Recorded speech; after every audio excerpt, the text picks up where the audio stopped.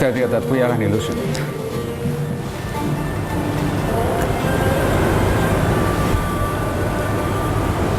Because we have to look about how we long, how we want things. We want something. And what we want will not happen. What Allah wants will happen. Wisdom is therefore to want what Allah wants. It's the only way that you will find understanding and you will succeed. To know what Allah wants, to want what Allah wants, is to abandon your attributes.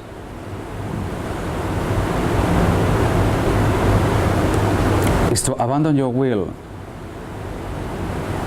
and to have His will. It's difficult, but only at first. Only at first. It is difficult only at the beginning. Then you just walk into it. And then you go a little bit farther, and then you go a little bit farther, and then you go a little bit farther, and then you are capable of seeing. Everybody has a challenge. Every journey is a challenge. Every time you go and you do something, fisabilillah, then it is a challenge. And you can go to a new land or your homeland, and you can go there just to get something from it. Or you can go and say, because I want something for you. And then you place in your heart something much higher than what you can handle. Because what you want is not going to happen. But what Allah wants is going to happen. Desire what He wants. Desire what He wants so that you can learn, and then you can understand, and then you are capable of acting. Now look, you remove the veils. You long for Allah subhanahu wa ta'ala, and the lights come into your heart. This is what the Diwan says. The lights come into your heart, and the opposites are unified. And then you see the unity of existence in Allah subhanahu wa ta'ala. He is the Rububiyyah. He is in charge. If you understand He's in charge, then where is the fear? Where is the fear to act? What is the fear to say to the people, follow Him, love Him, follow His commands, for He is the one that it will succeed. The only condition for that is that you have to do it yourself. You have to do it yourself. That's the only thing. You cannot tell people to do something you are not doing it yourself. And therefore, that is the meaning of doing it yourself. Because if you look at the gold dinar and you say, I have to use the gold dinar, you say, what is the use of it? I'm not changed. I do not change the world. No, it doesn't matter. You don't change the world, but you change yourself. When you change yourself, then you can change the world. Then you can speak. Then you have a voice. Then you can say the things that nobody can listen to. Some of you have recently been traveling to Indonesia, and you have witnessed things. And you have seen things. You have seen possibilities. And you have seen a sultan with his people saying to them, we are going to mint the dinar and the dirham. But this time, unlike any other time, he had the dinar and the dirham minted with his name by people who really mean to do it.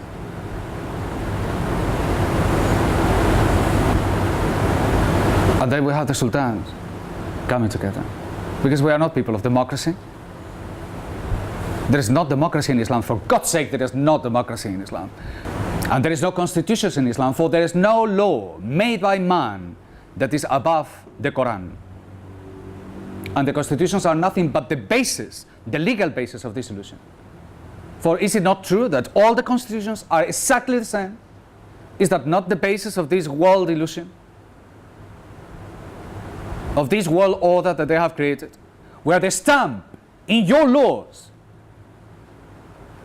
that there is a central bank, that there is a national debt.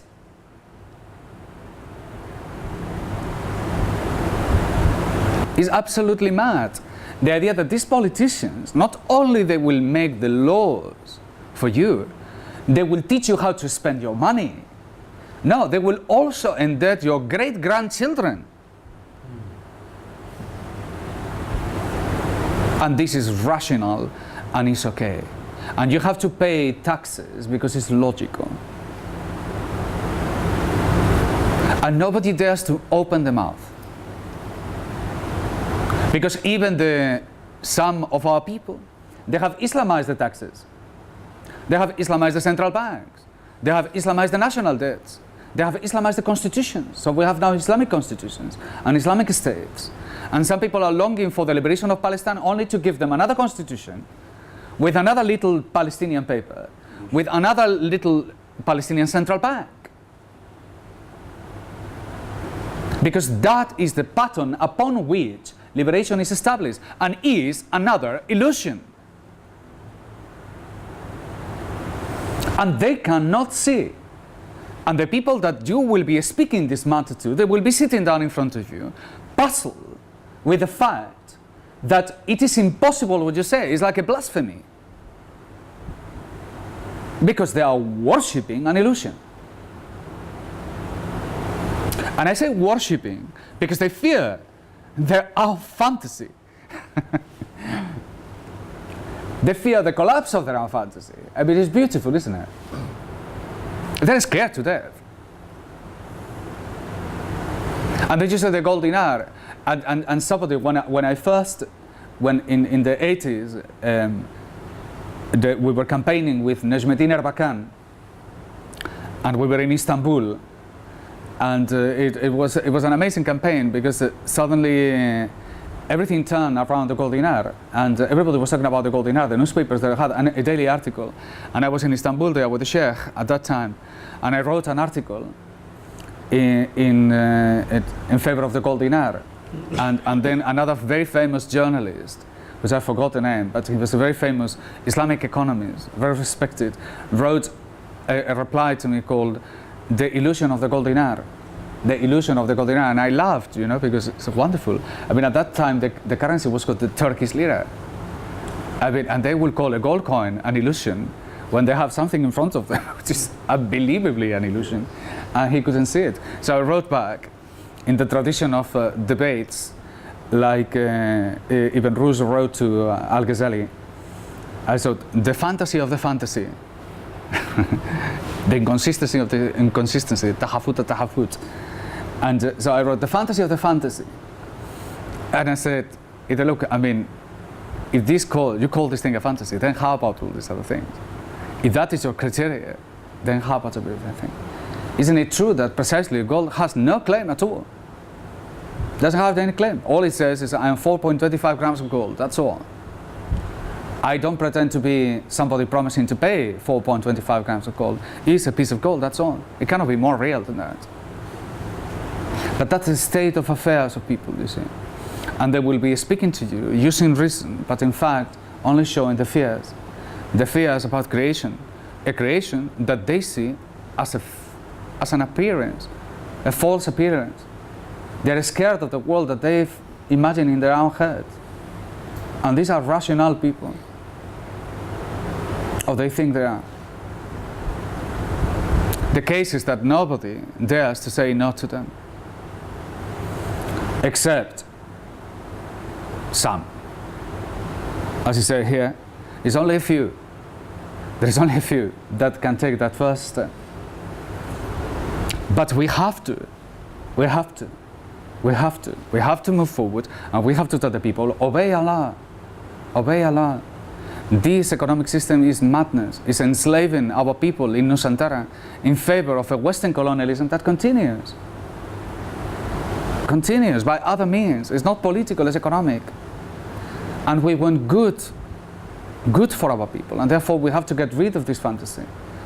And to do that, we have to work with what is halal. Now for that is where you need the light.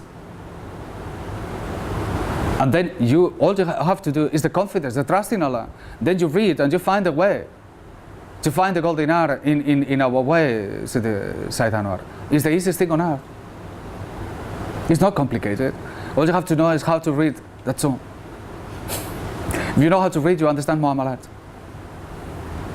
But then action. You see, the question then is action, okay? How to act then? Most people will find themselves paralyzed, even at that stage. Because they will say, but it's not possible because of this and this and that. they will be putting their own attributes in front of the action. And the attributes, their own attributes, is what is stopping them. What they think they are clever, their own cleverness is what is stopping them. Their wealth is stopping them. Their abilities, their profession is stopping them. What they think they know is stopping them. What is at hand for them is stopping them. The other